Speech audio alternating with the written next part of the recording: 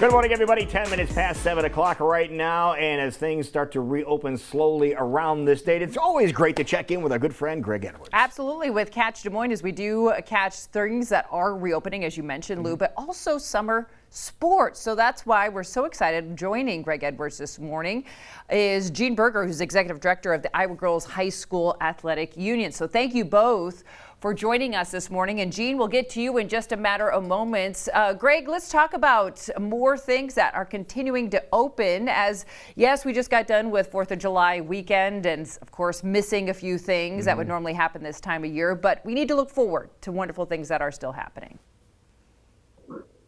You bet. Yeah, we had a good 4th of July weekend with the Good Guys show in town at the State Fairgrounds. We had some good crowds there. They did a great job social distancing and all that kind of stuff. But yeah, we got some new things opening this week. Actually, the Des Moines Botanical Gardens is reopened, and so you can get out and enjoy all the beautiful flowers and plants of the Botanical Garden. Also, our great Des Moines Arts Center is open this week as well. So get over to the Arts Center, check that out. Tonight, last week it actually opened, but don't forget tonight is Valley Junction's Farmers Market.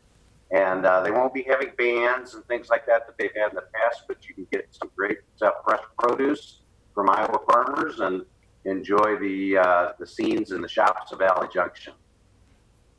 Yeah, and also want to point something else out too. If you do go to Valley Junction, a lot of times people would bring their pets to Valley Junction. Again, it's really hot outside again today too, but they're asking you to please leave your pets at home too. Just as a side note, right, Craig?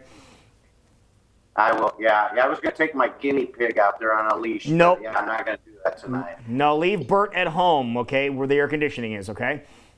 I will. Now, Gene, very excited to have you joining us this morning, talking about summer sports, especially with Iowa being the only state that's allowing high school sports to happen right now. Talk about what's happening with girls' sports and how things are going so far. Well, actually, we're in the last week of our regular seasons. Our teams are going to finish the shortened season that started on June 15th.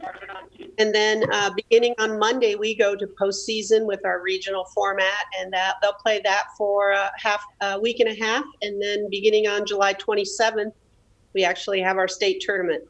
So we've reached kind of the end of the season and the start of the postseason. So congratulations to all those teams who made it. Now, Gene, is Iowa still the only state in the country that have high school athletics going on right now? Correct. We are actually the only state that has summer sports to begin with. But when the virus hit in the spring, all sports were canceled. So we were the only sport that brought that, or the only state that has brought sports back thus far. Well, so obviously a lot of other states are looking to the state of Iowa to see how things are going. So that puts a lot of pressure on what is going on with your organization, doesn't it?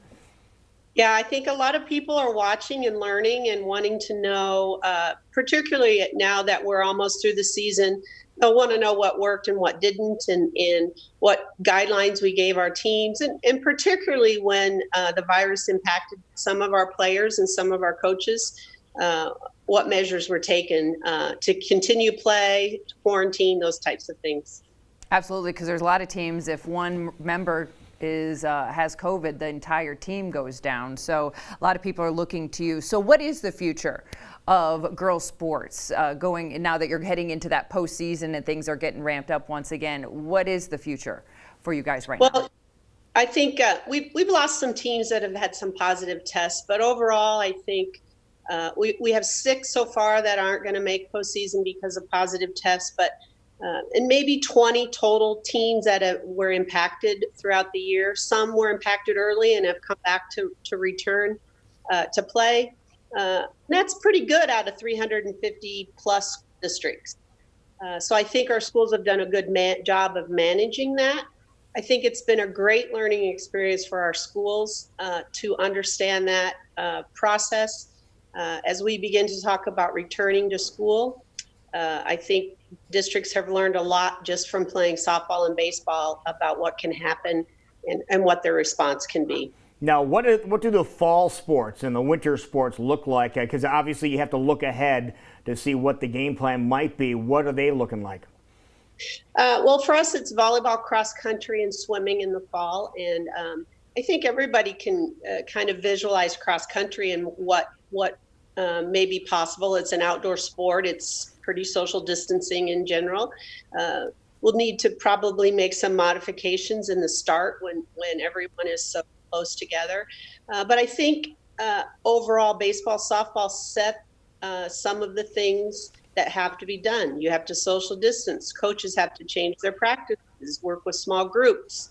I called this summer the summer of the mom. That is, wash your hands, don't touch your face, stay away, don't touch her. And I think that is going to continue for our schools in the foreseeable future. Now, Jean, you're communicating not only with your staff and teammates, but also the public in fun ways as well. Talk about the Iowa Girl Project and how we can stay connected that way online.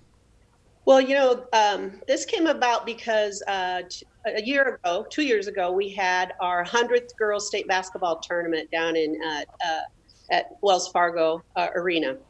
And we've had 100 years of athletes, girl athletes in Iowa. It's tremendous. And so now we're trying to find every Iowa girl that ever played sports whenever. And in doing so, we've run across tremendous stories of people who were Iowa girls in their youth and now have gone on to do some really good things. And we talked to them about what they learned through sport that have really helped them later on. So, for example, Brittany Donaldson is a basketball player from Sioux City North, and she now works for the Toronto Raptors in the NBA. She's Oh, a coach. really?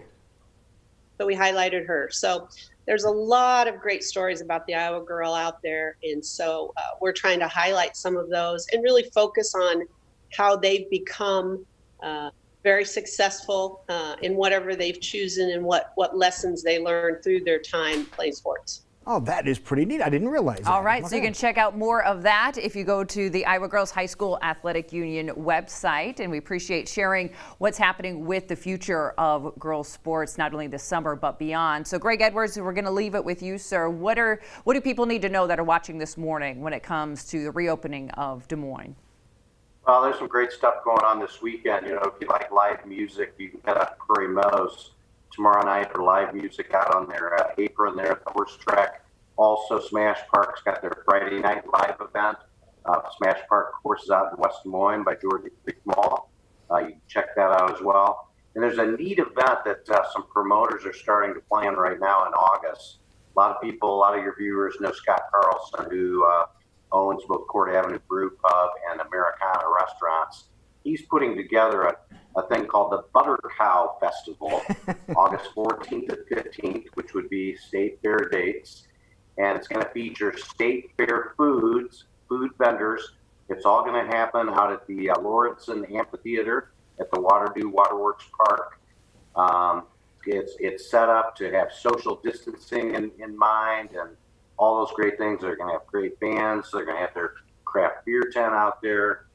So you might put that on your calendar, and let's just hope and pray that things continue to get better as we approach the month of August. That is awesome. Now, if we want to stay in touch with everything that you can catch in Des Moines, Greg, what's the easiest way for people to do that?